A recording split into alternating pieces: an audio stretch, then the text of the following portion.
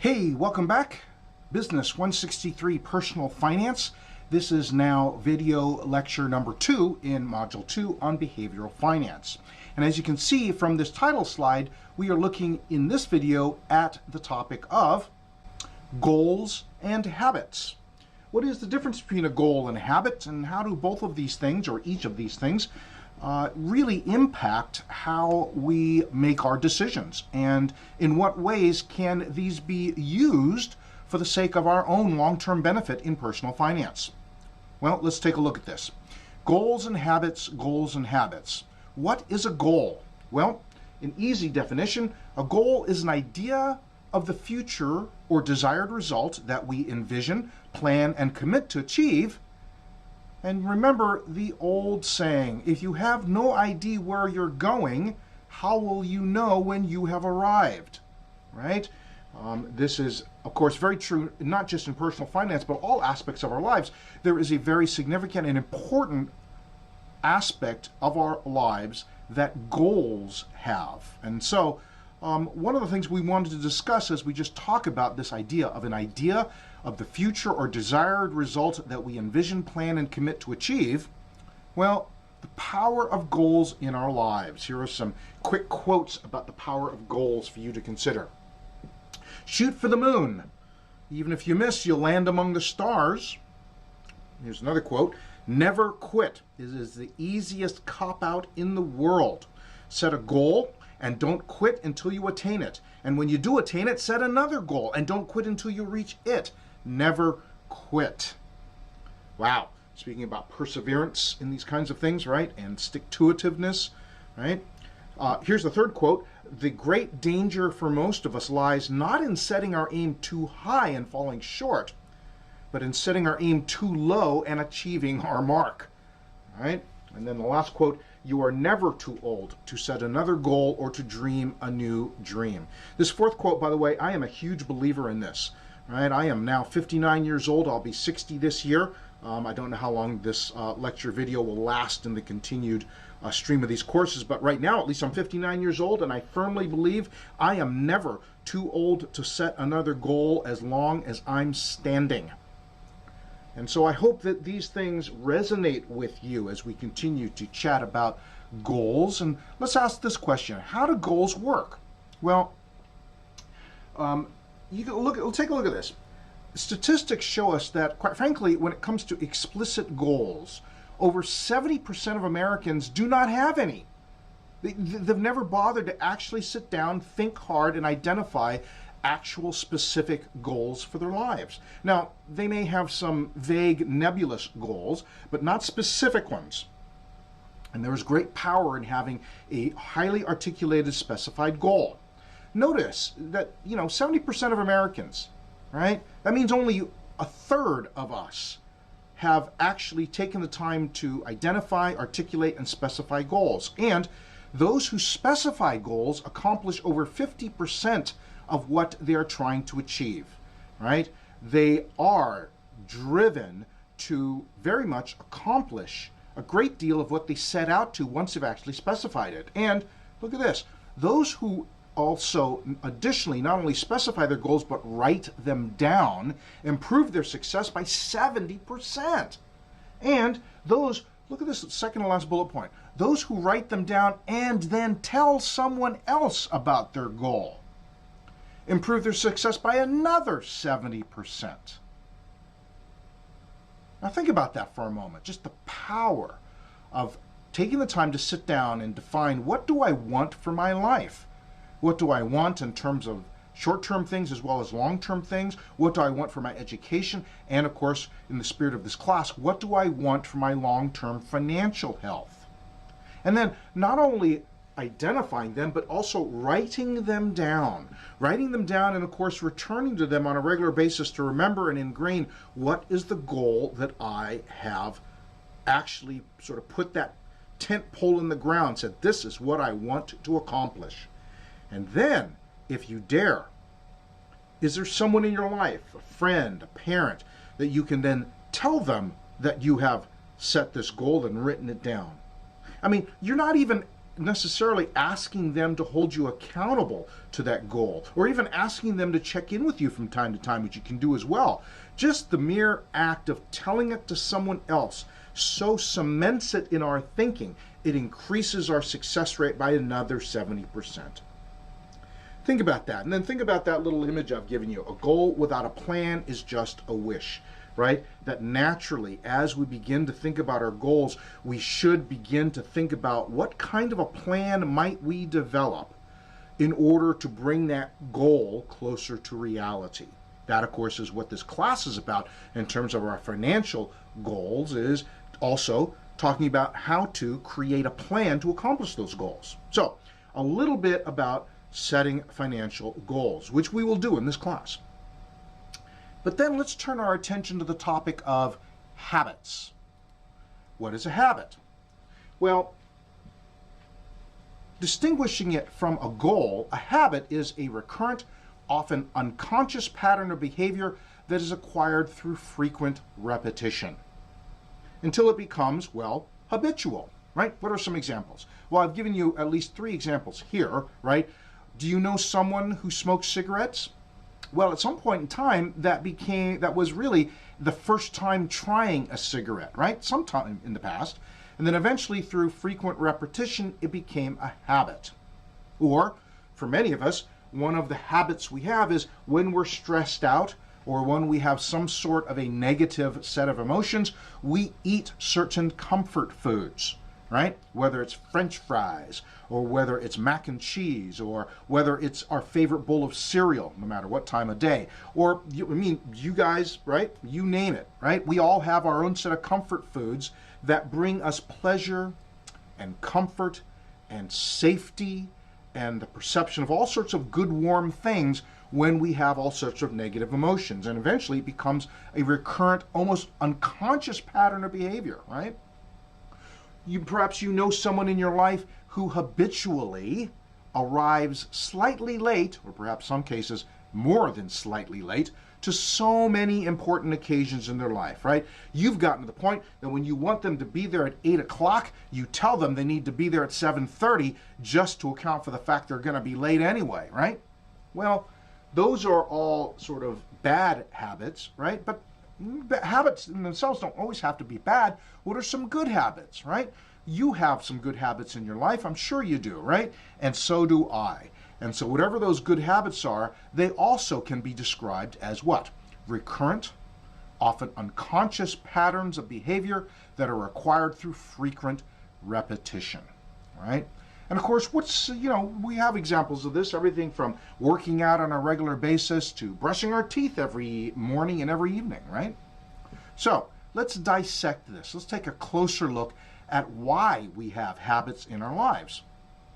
You can see here a quick description. Habits make it possible for our brains to manage complex lives.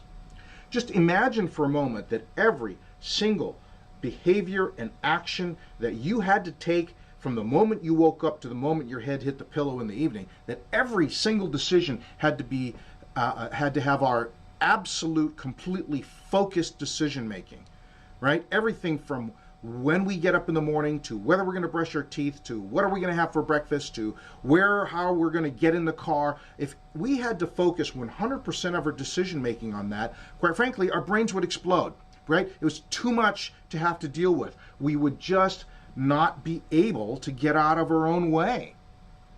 And so as a result, more and more human behavior becomes over time downloaded, so to speak, from our prefrontal cortex. You see the illustration there in our brain, the seat of our complex focused decision making, right? More and more of those activities get moved from the prefrontal cortex to what you see there, the basal ganglia, which is really sort of the emotional pattern recognition autopilot part of our brain. And so if you think about it, the fact that our lives now are so complex, and quite frankly, human life has always been complex, right? The fact that more and more of our behavior is moved to the basal ganglia, to the part where it becomes autopilot based on pattern recognition, that helps us to have more mental capacity to deal with the complex decisions of our lives. In that sense, habits are good things. They're simply part of being human. I don't want you to ever think that having habits in your life makes you a bad person, that all habits are bad, right? They're not. They simply are part of human behavior that makes it possible for us to conduct complex lives. Now, that being said though, you need to recognize the long-term power of habits in our lives. As you can see there, our habits, even more than our goals, our habits create our outcomes. Think about it.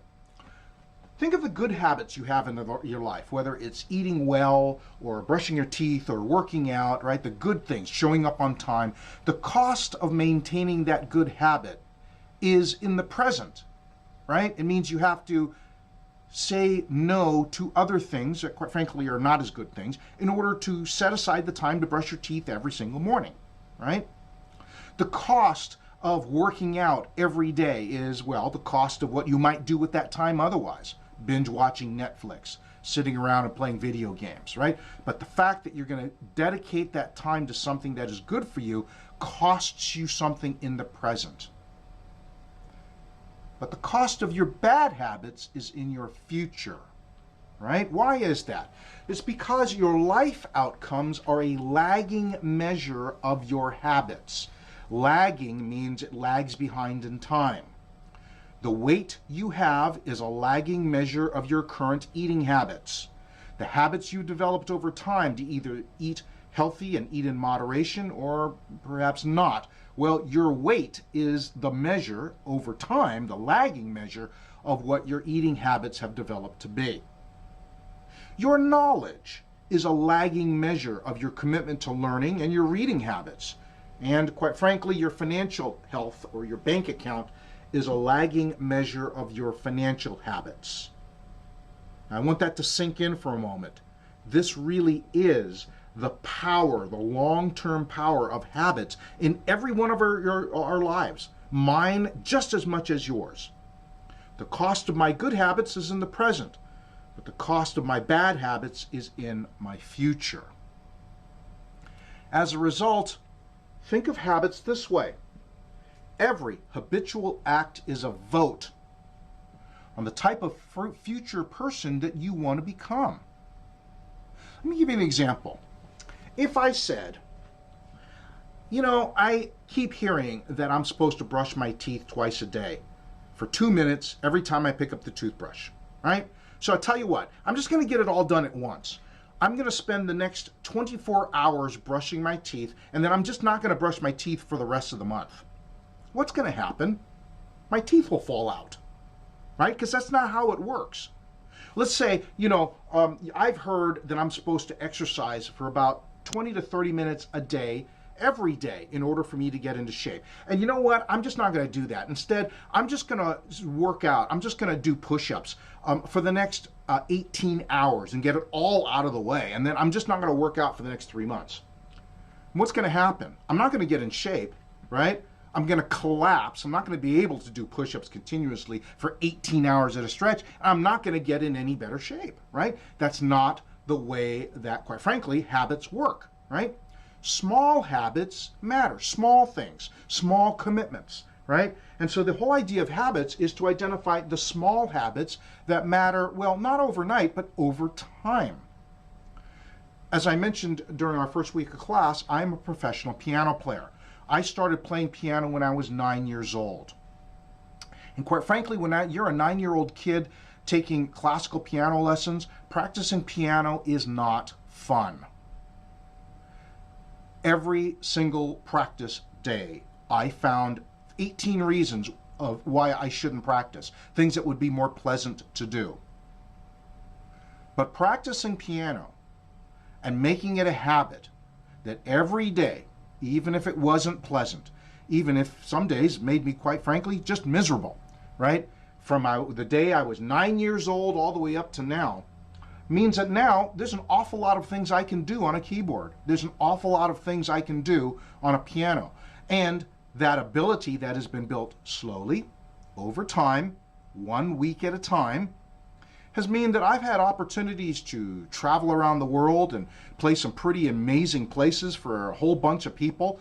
Things that wouldn't have been possible had I not developed the habit over these many, many, many years. Think of it this way. Our lives are going to be built on the habits we have in our life, one way or the other, either because of the cumulative effect of our good habits or the cumulative effect of our bad habits. And so my invitation to you is, be the architect of your habits. Don't be the passive victim of them. Be the active architect of your habits, not the passive victim of your habits. So here's the thing. Like a lot of good things in life, the results are delayed. But quite frankly, the sweet things in life are accomplished by taking control, by taking the initiative, and to start today becoming who you want to be in the future. To start now being the best version of yourself that you want to be. Over time, and it does take time, great outcomes develop. They will develop slowly, but they'll develop permanently. And that's my invitation to you. What are we going to do with all of this? Well, goals and habits. Set goals, plan for them, recognize our habits, identify the ones that we want to change, and build a plan to change them. Imagine the good habits that we want to build and create a plan to make them bite-sized, small, manageable, and doable. Well, thank you so much for your attention. This is powerful stuff. It really is. And this is really an eye-opener to help to explain to each one of us, myself included, why is it I do the things I do? Why is it I have so many of the outcomes that I have that perhaps I hadn't really been deliberately thinking of? And most importantly, how do I do something about it? By identifying real goals and planning for them, and identifying both the good and the not so good habits in my life, and figuring out, well, just how do you go about changing a long-term habit? We'll talk more about that in the very next video. Thanks so much. We'll see you in video number 3.